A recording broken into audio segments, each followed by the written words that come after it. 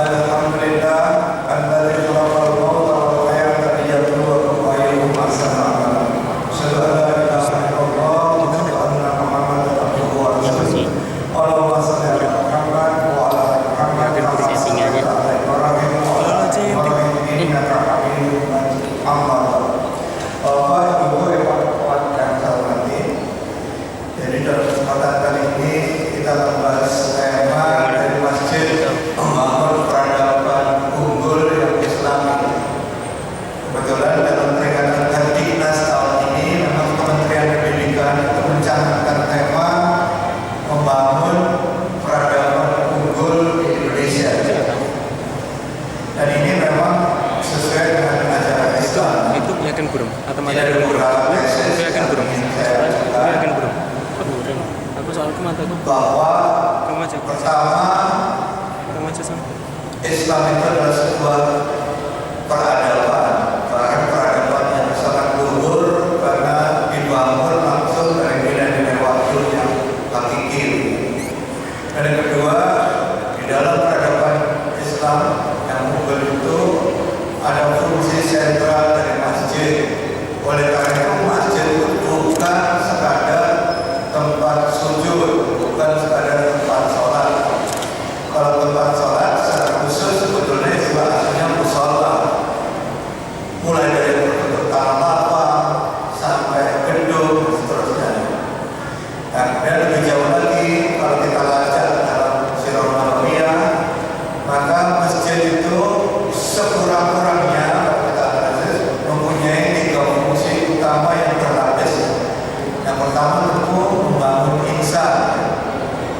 Membangun insan tentu saja insan yang terbutuh, yang unggul. Entah kita pilih istilah insan yang mutaqi atau insan yang tergolong ulul albab, yang itu soal pilihan istilah. Kemudian yang kedua, dia juga membangun komunitas, membangun umat. Tentu umat Islam, komunitas Islam, masyarakat Islam. Kemudian terakhir, karena manusia sebagai kader masjid, takmir dan jamaah masjid itu berkiprah, berkarya, berperilaku, maka perilakunya, karyanya akan menciptakan peradaban yang unggul. Tentu dalam kesempatan kali ini kita hanya bahas mungkin 2 hal saja. Yang pertama, pribadinya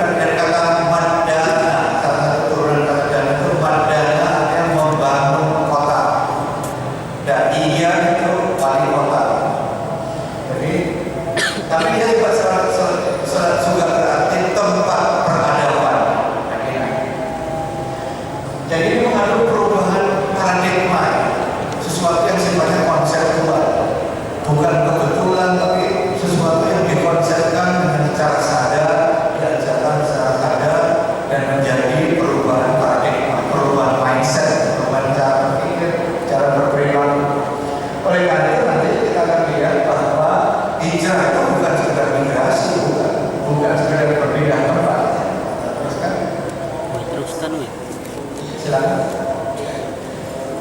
Ya, jadi konsep hijrah itu memang dari Makkah yang Jahiliyah berpindah ke Yasrib.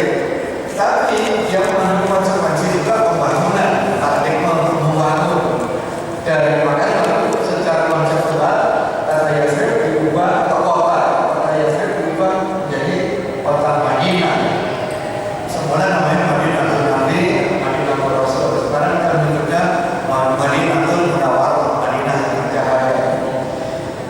Nah, kemudian diteruskan oleh karena itu Madinah sendiri memang bermakna kota, bermakna tempat bahasanya. masyarakat yang dibangun di Madinah ada jadi satu konsep sendiri. Banyak pilihan istilah yang bisa kita pilih. Ada ungkapan masyarakat Parahama, ada ungkapan masyarakat Islam. Bagaimanapun yang kita pilih itu memang ciri utama masyarakat. Nah, Madinah Rasul atau Madinah Nabi ini bisa dijadikan kota sang Rasul, kota sang Nabi. Ini bukan sekedar penamaan kota, sekaligus penamaan komunitas.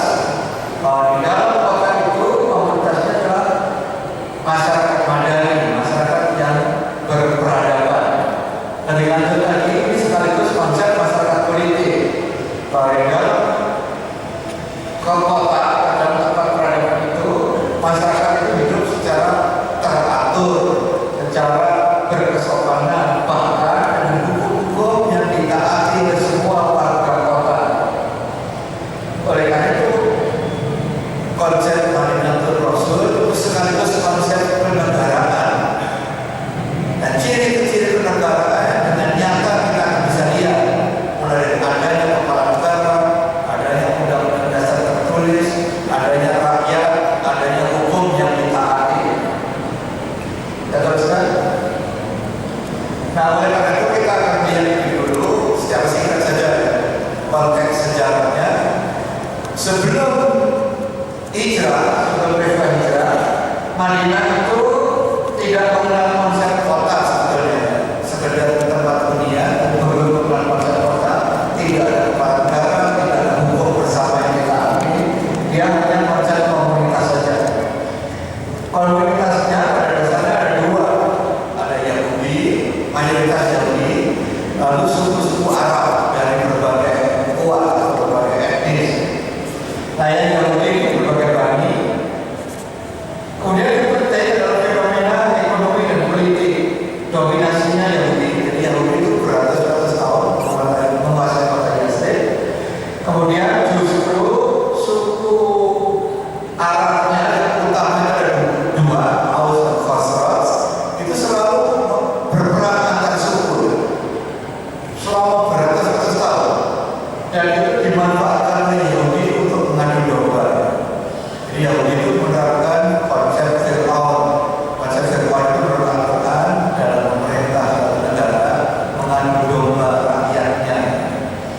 Siapapun yang mengadu domba rakyat, dividen di perang, itu menerapkan konsep Fir'aun. Itu yang paling konsisten menerapkan ini Yahudi, umat Israel. Sejak zaman Nabi Musa sampai mereka nyeleweng durhaka pada Nabi Musa sampai kiamat, itu dipastikan akan menimbulkan politik adu domba dimanapun dia berada, komunitas Yahudi. Saya khawatir di Indonesia juga begitu. Terus terang saya kecewa berat. Kedua kubu kita sekarang saat ini yang saling mengklaim itu menerapkan politik Fir'aun sebetulnya. Pertanyaan enggak? Kalau nanti siapapun yang dimenangkan, maka kubu yang satu akan mengklaim bahwa KPU melakukan kecurangan. Berarti kan akar rumput itu rawan ke konflik perang antar masyarakat. Jadi selain tidak mengerti konsep ilmiah, sekaligus juga tidak mengerti aturan tata krama bermasyarakat dan bernegara. Saya akan tegas mengatakan calon pemimpin negara kita itu bukan negarawan kami, tapi politisi atau politik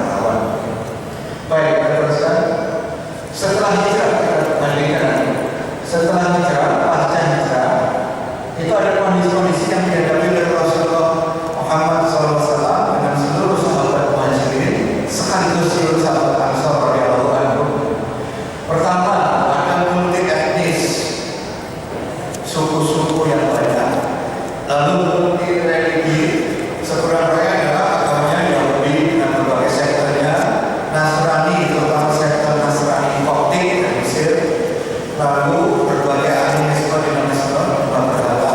Kemudian ada lagi sisa-sisa Milata Ibrahim. Bedanya ungkapan din dengan milah. Kalau dinan atau din itu dikaitkan dengan Allah. Walaupun maknanya lewat ya dinul batin, dinul hak itu Islam, dinul batin itu nilai-nilai dari Islam. Kalau milah atau milata itu dikaitkan dinisbahkan pada nabi yang membawa ajaran, entah sudah dilewat atau belum. Jadi milata Ibrahim, milata Musa, milata Daud. Kalau sekarang Islam yang kita kenal sekarang itu milata Muhammad. Nah, milata Ibrahim yang ada di Mekah dan Madinah jahiliyah waktu itu yang sudah dilewat. Seperti Islam milata Musa dan dilewat dari Yahudi, milata Isa dan dilewat dari Nasrani kepada sekte. Maka sekte atau agama milata Ibrahim, Islam yang dibawa oleh Nabi Ibrahim setelah 3.500 tahun lebih itu sudah dilewat. Salah satu penyelewengannya di zaman jahiliyah waktu Rasulullah menerima wahyu itu adalah cara berhaji dan berumroh. Cara berhaji dan berumroh di zaman penyelewengan itu adalah yang laki-laki malah pakai pakaian lengkap, pakai jubah gomis lengkap. Padahal terbalik, harusnya seperti sekarang, 2 helai kain berarti setengah telanjang. Makanya salah satu manasik haji yang paling penting melatih memakai kain yang di bawah ya, supaya kalau dia jongkok begini atau begini itu tidak terbuka, tidur pun tidak terbuka. Ada caranya, bagaimana melipat kain itu. Sebaliknya yang wanita itu harus lengkap menutup jilbab, kecuali yang sifatnya budaya malah tidak boleh. Makanya jamaah haji dan umroh wanita itu harus melepas cadar, harus melepas sarung tangan. Di luar haji dan umroh boleh pakai cadar, kecuali waktu ujian. Kalau ujian harus dilepas. Nanti repot, ada jogging ujian. Nah, di luar ujian itu boleh sebetulnya untuk menjaga aurat pakai cadar, tapi khusus untuk haji dan umroh harus dilepas. Tapi intinya jilbab tengah. Waktu kita nilai nyelewet itu yang wanita itu nyaris telanjang bulan. Makanya hampir tidak ada yang naik haji wanita waktu itu. Yang malu luar biasa, karena penyelewengan jahiliyah itu dibalik. Yang laki-laki pakai bagus tengah, udah gitu pakai siul-siul tepuk tangan, yang itu anaknya cewek-cewek lah. Kalau yang nenek mungkin juga yang cewek-cewek masih muda, pelanggan gitu lah sambil naik haji model milata Ibrahim dan melewat gitu. Ya dimodalin, dicolek-colek. Padahal seharusnya itu terbalik, yang setengah telanjang itu sama laki-laki, yang wanita untuk aurat pekat. Kemudian juga multi strata ekonomi itu justru dialami oleh terutama oleh muhajirin. Jumlahnya itu juga ada data statistik ya, sebelum multi strata ekonomi. Muhajirin itu jumlahnya 800, Ansar 700. Tentu itu pembulatan sensus, tapi total penduduk Madinah sebagai negara waktu itu, negara kota itu 10.000. Yahudinya 4.500.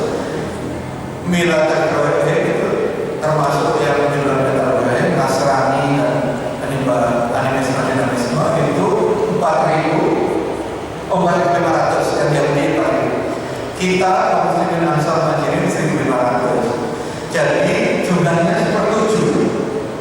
Muslimin gabungan Ansar Muhajirin 1/7. Kemudian multi strata ekonomi khususnya di internal umat Islam. Muhajirin itu tiba di Madinah dalam keadaan miskin semuanya, kecuali Umar bin Khattab radhiyallahu anhu.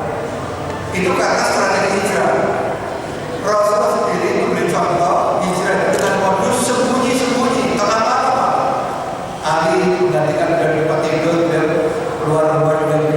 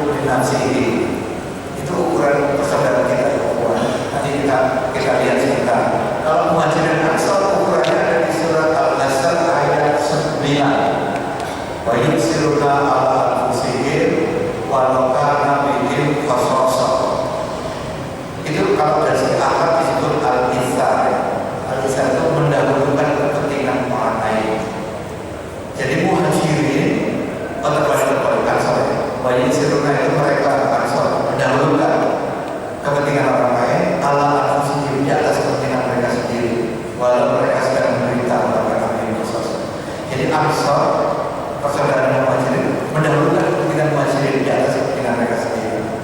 Kalau kita la yu'minu ahadukum hatta yuhibba li akhihi ma yuhibbu li nafsihi, itu menyamakan.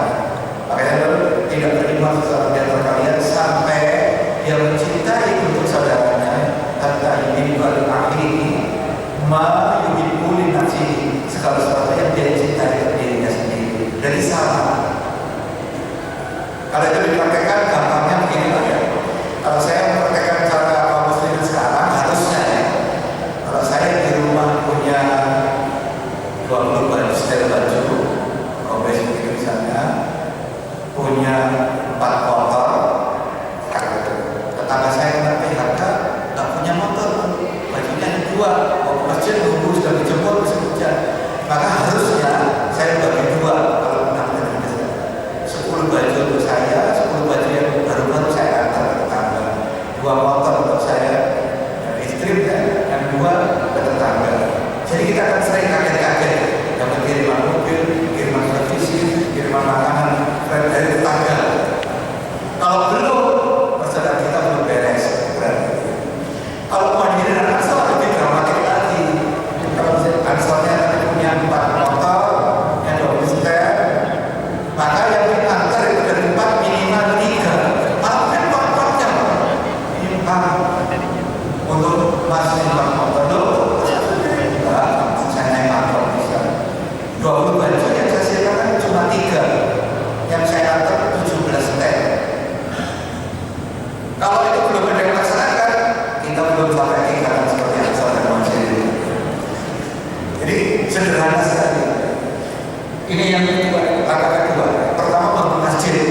Masjid itu yang pertama Masjid Kuba, setelah itu baru Masjid Nabawi. Masjid Kuba itu transit saja. Tapi sampai sekarang menambahkan masjid yang utama di dunia itu kan ada 4. 3 itu kaitannya pahalanya, itu urutannya Masjidil Haram, lalu Masjidil Aqsa, lalu Masjid Nabawi. Masjidil Haram 100.000 kali setiap kali sholat berjamaah, kalikan 100.000. Kalau Masjidil Aqsa kalikan 50.000, 100.000 di Mekah, 50.000 di Palestina. Kalau di Madinah dikalikan 1.000. 100.000 itu jejak dari sejak Nabi Ibrahim, Nabi Adam, sampai Nabi Ibrahim, Nabi Ismail, terus Nabi Syekh, sampai Muhammad. Baca dikalikan 100.000. Pertama kali memakai Masjidil Haram itu Ka'bah itu Nabi Adam. Kalau Masjidil Aqsa itu sejak Nabi Daud, Nabi Sulaiman, sampai Nabi Isa. Baca dikalikan 50.000. Kalau Masjid Nabawi hanya 1 orang Nabi saja yang membangun dan memakmurkan sampai wafat Rasulullah Muhammad Sallallahu Alaihi Wasallam. Baca dikalikan 1.000 sendirian. Nah, Masjid Kuba keutamanya tidak soal kali pengalian pahala, tetapi soal sholat sunnah. Dia berarti siapa sholat sunnah 2 rakaat dari maktab, dari hotel, wudhu, datang ziarah ke Masjid Kuba, sholat sunnah 2 rakaat, mau hari ke masjid, mau sholat sunnah sebelum wudhu, atau sholat sunnah mutlak, itu pahalanya sebenarnya 1 kali umroh. Jadi luar biasa Masjid Kuba. Baik, kita teruskan yang ketiga ini adalah, jadi Rasul itu menyusun undang-undang dasar tertulis yang pertama kali di dunia, namanya Piagam Madinah. Pasalnya 50 pasal, isinya nama-nama suku dengan hak dan kewajiban. Nanti ada 3 suku Yahudi yang terhianat, tersebut dengan musuh negara, dicoret. Kalau sekarang mungkin delete sehingga jadi 47 pasal. Dari 47 pasal itu yang menarik, ada 2 pasal. Itu pasal 23 dengan pasal 42.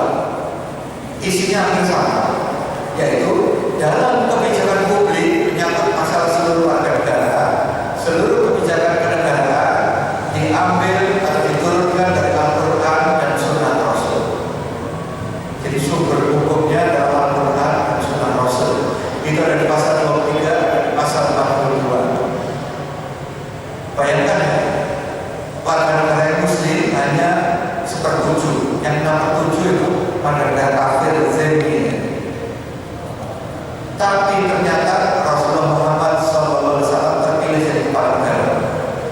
dan sumber hukumnya Al-Quran dan Sunnah Rasul.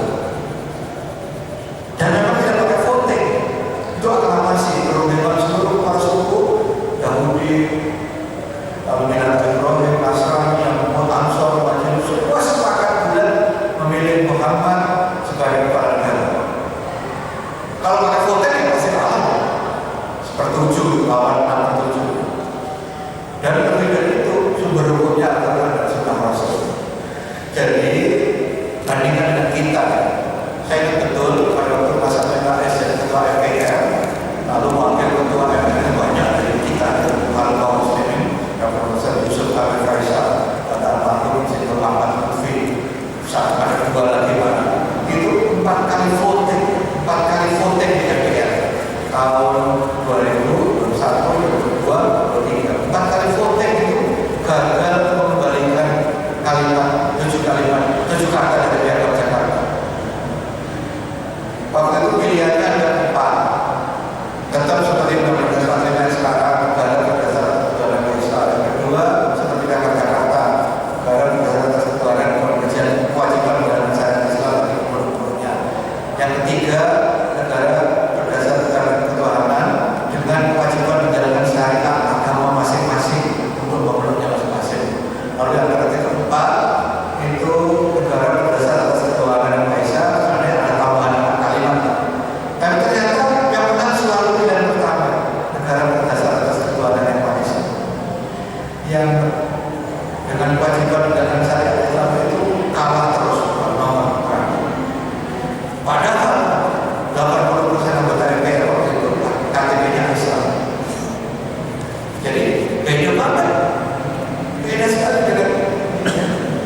Jadi kita memang itu tadi jauh sekali kualitasnya. Mungkin kita seperti masuk ke jurang, para sahabat Muhajirin Ansar seperti di puncak bukit atau di puncak gunung atau selatan.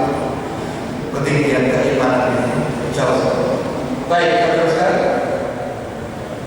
Ini peran kecil ya, supaya bisa pencerahan masalah manusia, peradaban, lalu masyarakat. Kita teruskan. Kita akan fokus ini strategi pembangunannya kultural, struktural. Jadi kultural itu harus untuk menanamkan akidah itu kultural. Dan Rasulullah butuh 13 tahun di Mekah. Jadi kita nggak mungkin dalam waktu singkat. Kalau kita mengikuti sunnah Rasul mungkin 3 kali lipat, 40 tahun untuk menghapuskan syirik, menghapuskan khurafat, ta'wil.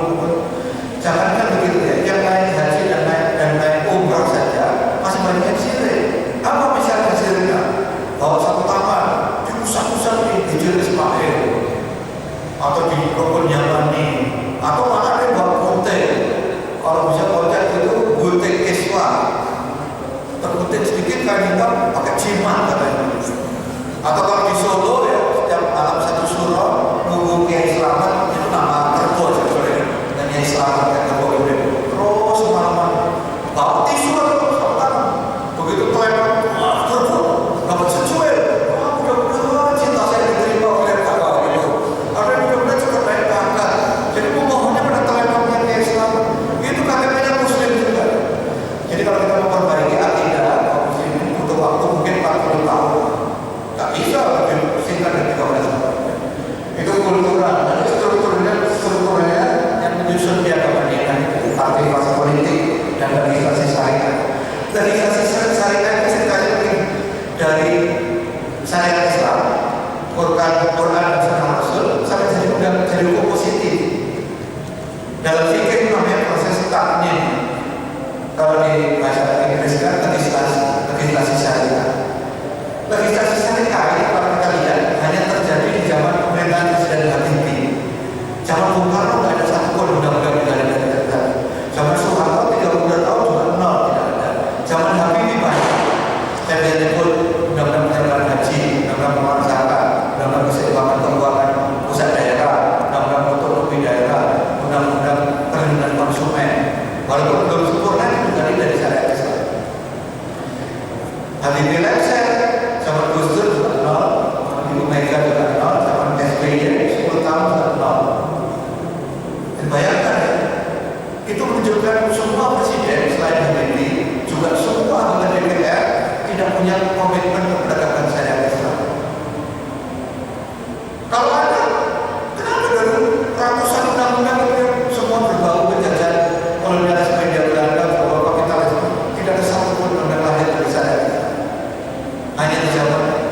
TV dan waktu itu memang katanya kabinet hijau royo-royo, DPR juga hijau royo-royo.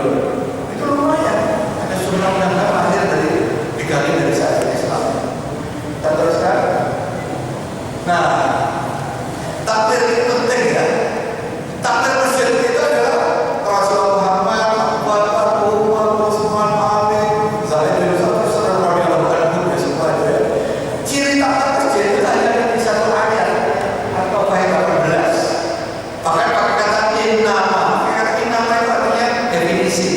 Semua kata innama itu mengkhususkan, sifatnya mengkhususkan. Contohnya misalnya di surat Fatir ada ungkapan innama yakhshallaha min ibadihil ulama. Itu definisi.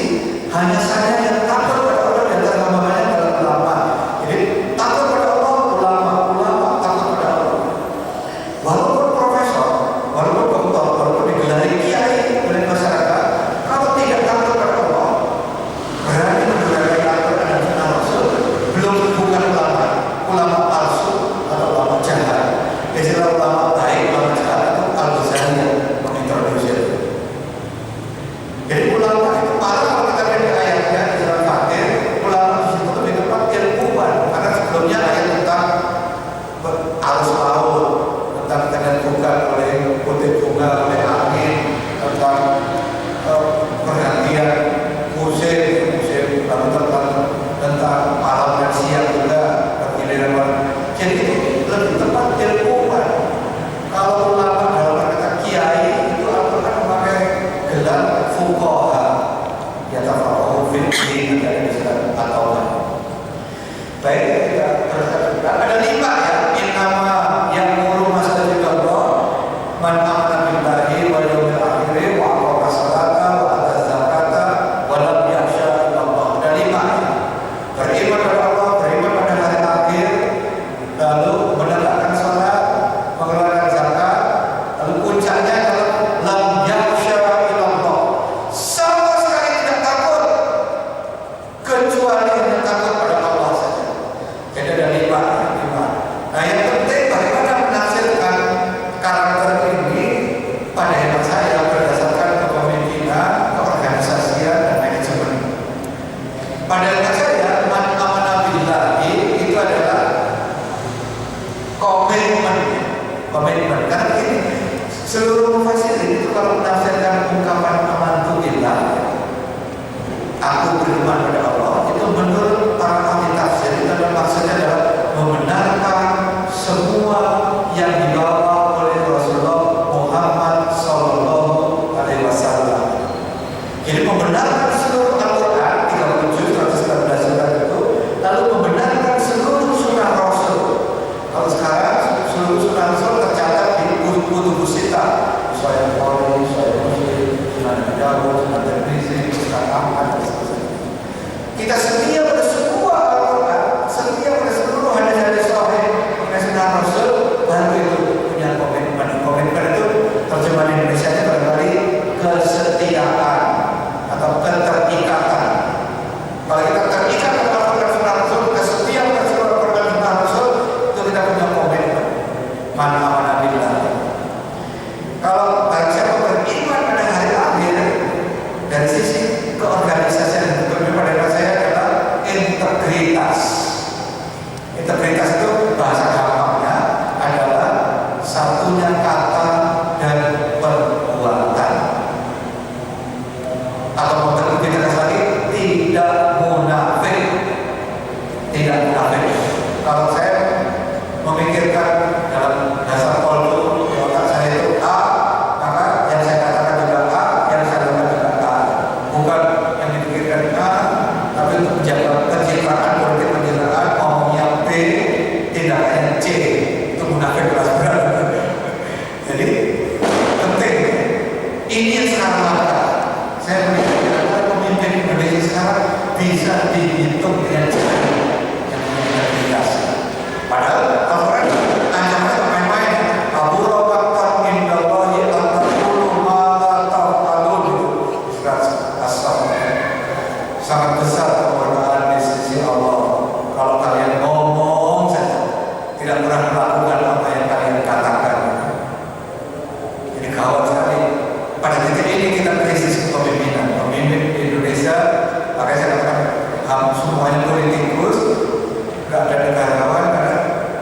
titik lemahnya di integritas dan di nomor 5. Dan nomor 3 adalah menegakkan sholat, waqomah sholat.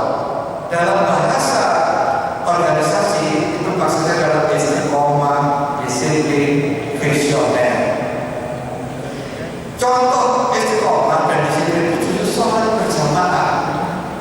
Sholat berjamaah itu kalau kita baca sholat Bukhari, sholat Muslim, aturan dasarnya adalah imam dijadikan untuk diikuti. Apa konsekuensi diikuti? Imam itu di depan, yang mengikuti di belakang. Imam melakukan lebih dulu, yang mengikuti belakangan. Belakangan. Sampai-sampai di mereka ada judul di Sahih Bukhari, kita di Sahih Bukhari. Judul babnya itu bab larangan menyamai gerakan imam. Ini yang paling penting. Saya belum lihat masjid manapun, termasuk Masjid Nabawi, Masjidil Haram, di Salman, di Istiqomah, termasuk masjid manapun, menjamaah sholat nunggu. Yang paling kelihatan itu turun sujud dengan naik dari sujud. Dan ada di Sahih Bukhari juga cara yang betul itu kata para sahabat. Ada kami apabila sholat di belakang Rasulullah, sebelum Rasulullah menyentuhkan dahi dan hidung ke tanah, kami masih berdiri tegak. Kalau Rasulullah belum menyentuhkan hidung dan dahi ke tanah, para sahabat mulai bergerak turun, walaupun lebih belakangan lagi, itu tetap menyamai. Dan ancamannya tidak main-main. Kalau di Sahih Bukhari dan Sahih Muslim, apa tidak takut kata Rasulullah? Barang siapa menyamai gerakan imam, dibangkitkan di air dan kepala keledai. Itu menunjukkan haram secara mutlak. Dibangkitkan dengan kepala keledai. Malah di luar itu musita, hadisnya menjadi berbeda pendapat, apakah sahih atau hasan, maka yang kritik ya. Itu juga lagi, kalau tidak takut orang-orang yang menyamai gerakan imam, gitu, dibangkitkan di air dengan kepala anjing. Kalau ada itu yang paling saya itu berusaha keras, dimanapun saya saling berjamaah, saya berusaha di baris pertama, dan dengan mungkin melihat sebagian besar sudah turun. Ada yang mendahului imam, kalau imamnya sepuh, turunnya pelan-pelan. Allah, pelan. Imam masih jongkok ini, jamaah Allah. Ini sampai lebih dulu ke tempat sujud. Jadi keempat itu berarti tidak disiplin. Salat berjamaah disiplin. Disiplin tidak boleh menyamai gerakan imam, kecuali ucapan amin saja yang boleh dibolehkan bersama dengan imam. Semua di luar amin tak boleh. Harus nunggu imam selesai baru kita berangkat. Itu memang salat berjamaah betul. Memang salat berjamaah. Kemudian membayar zakat ini simbol selain dari agama Islam, ya simbol dari peduli sosial, kepedulian sosial, filantropi. Sedemikian pentingnya sampai selalu disetarakan dengan sholat 30 kali. As-sholat dan az-zakat, akhirul sholat atau zakat dijajarkan. Kalau dengan infak malah 82 kali. Alladzina yuqimuna sholat wa mimma razaqnahum yunfiqun sampai 82. Kemudian kita teruskan. Nah, lam yasya Allah ini puncaknya. Kalau bukan karakter bergabung dengan yang kelima ini, itu sama sekali tidak takut. Kecuali pada Allah, berarti tidak takut pada Israel. Kalau tidak takut, seharusnya semua kepala negara Islam sekarang atau negeri non-Muslim dari Maroko sampai Merauke harus mewajibkan rakyatnya untuk entah jadi sukarelawan, entah berangkat dari sukarelawan atau militer resminya berangkat ke sana untuk merayu Israel. Karena tidak ada yang begitu. Paling-paling kita berdoa, galang dana, selimut, masih untung kalau dananya ya terlepas ikhlas atau satu miliar,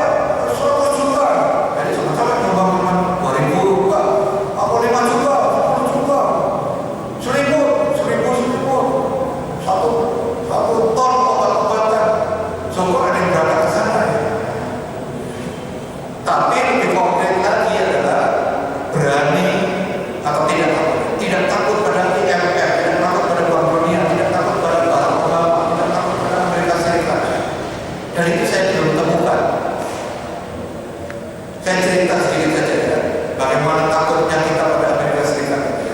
Pada itu perundingan Blok Cepu.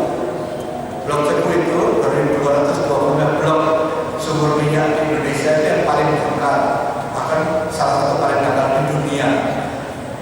Sarjana teknik minyak baru lulus dari UGM veteran, dari UGM, dari ITB, dari manapun yang saat itu fresh graduate sudah bermalam Blok Cepu, nggak usah biaya, bisa. Tapi waktu perundingan tentang Blok Cepu itu 2 tahun, nggak putus-putus pertarungan dulu, dan diputuskan itu hanya 2 hari sebelum kedatangan Menteri Luar Negeri Amerika Serikat. 2 hari. Keputusannya adalah general manajernya adalah Exxon Mobil Oil Limited. Nanti anak perusahaannya Cepu Mobil Oil Limited. Lalu kacungnya Pertamina. Itu bisa dibayangkan kira-kira mungkin waktu itu yang telepon langsung George Bush, mungkin Miss Condoleezza Rice, telepon yang bisa jadi istana presiden atau istana wapres atau istana Menko MUI, terus pihak Indonesia mungkin terpencil-pencil di jalan. Langsung betapa takutnya kita.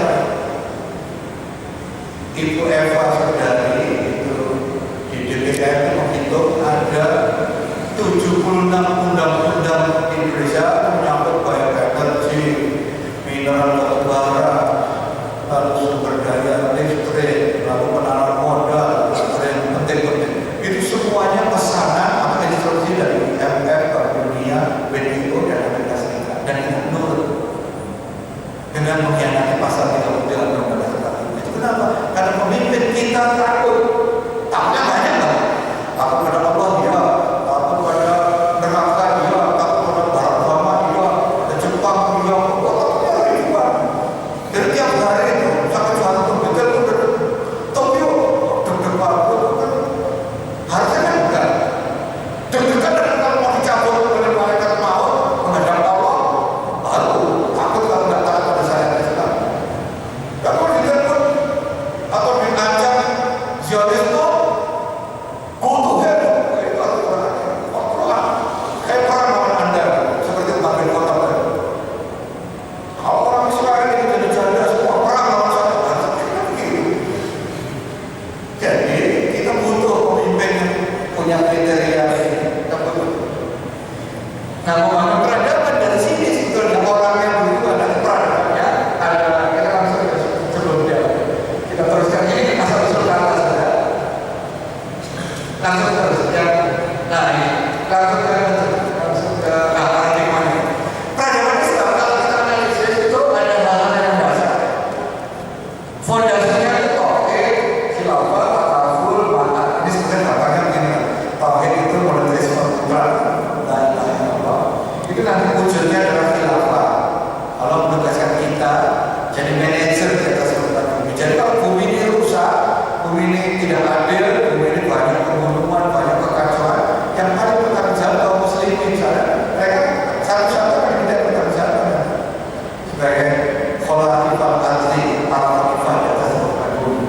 Lebih jauh lagi caranya bagaimana takaful di dunia. Takaful itu artinya ini bukan merek asuransi syariah. Takaful itu terjemahan Indonesia saling menanggung. Saling menanggung, senasib sepenanggungan. Konsep di dunia begitu. Tapi di akhiratnya itu berupa makan. Makan itu apa? Makan itu balasan individual. Di akhirat pertanggung jawab satu-satu, maju satu-satu. Gak bisa saya maju terus ngomong jawab pertanyaan itu. Saya kan mulai dari Kiai Hasbullah, jangan salahkan saya, jangan bunuh saya, gak bisa. Semua orang bahkan suami istri gak bisa menolong yang bisa menjatuhkan. Kalau suami gagal mendidik istri, istrinya belum pakai jilbab dibiarkan gitu,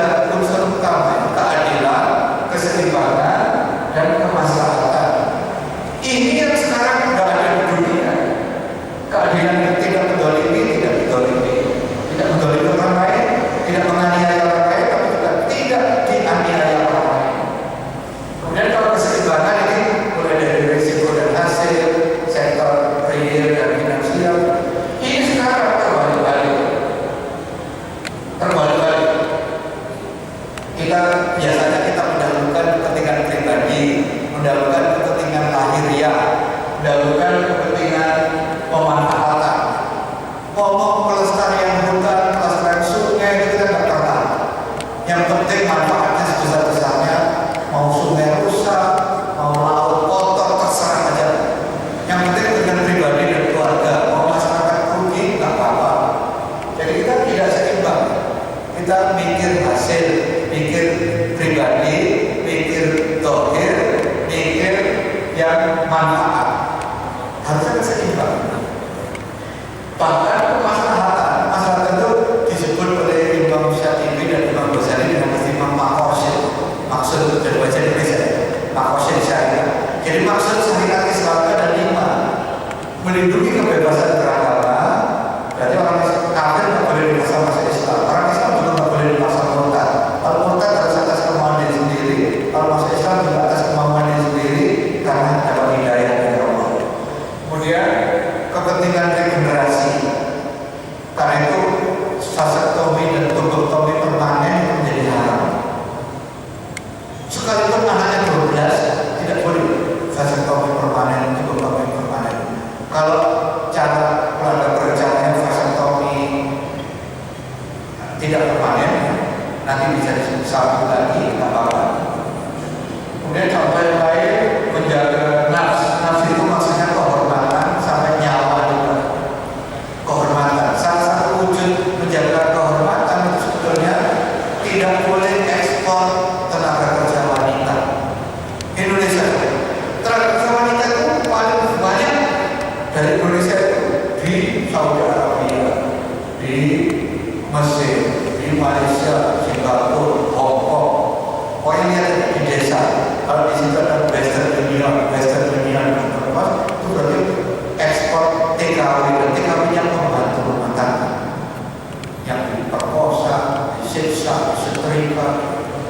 Padahal itu tidak boleh. Kalau kita menjaga kehormatan wanita itu, kalau bepergian lebih dari 3 hari 3 malam, apalagi ke luar negeri, wajib dengan suami. Gak boleh apa-apa alasan mau jadi TKW nggak boleh. Kalau kita ekspor TKW beramai-ramai, itu bisa kehilangan harga diri. Kita tidak menjaga nafs, tidak menjaga kehormatan. Kemudian menjaga akal, makanya khamr diharamkan, kita menjaga akal. Sebetulnya itu deretan ya. Kalau saya menyebut khamr, rokok, lalu nafsa, narkoba, semua jenis dari perindah sampai bahkan yang paling kuno adalah kotoran kerbau. Ini saya tahunya dari almarhum Tito Roles. Tito Roles itu dulu rockers terkemuka dari band Roles tahun 70-an, bahkan heboh segala macam. Pernah beli di Kota Bandung naik sepeda motor pelanggan gula. Bahkan dia cerita karena dia sudah bertobat waktu itu, setelah bertobat jadi mubaliknya jamaah tabligh. Kemudian dipandang dengan saya waktu itu saya berbagi dengan di Kota Bandung. Itu dia cerita dia 3 kali hampir mati karena sejak masih jadi rockers itu nyokok segala macam. Sejak dari ganja, dilinting dari rokok ganja, sabu-sabu, terus sampai gak punya uang untuk kotoran kerbau. Bisa diolah, jadi zat memabukkan, jadikan rokok, itu terus fly. Itu semua dan hampir mati, hampir sampai mau 3 kali. Dia bersyukur luar biasa sempat bertobat, akhirnya dapat hidayah masuk Islam. Itu jadi mubaliknya sampai sebelum 8. Jadi itu merusak semuanya, merusak. Narkoba itu merusak otak terutama. Kalau rokok terutama paru-paru, tapi sebetulnya ada 4.000 zat aditif yang aktif karsinogen, mendatangkan kanker ada di rokok. Di khamr juga. Kalau khamr terutama merusak liver.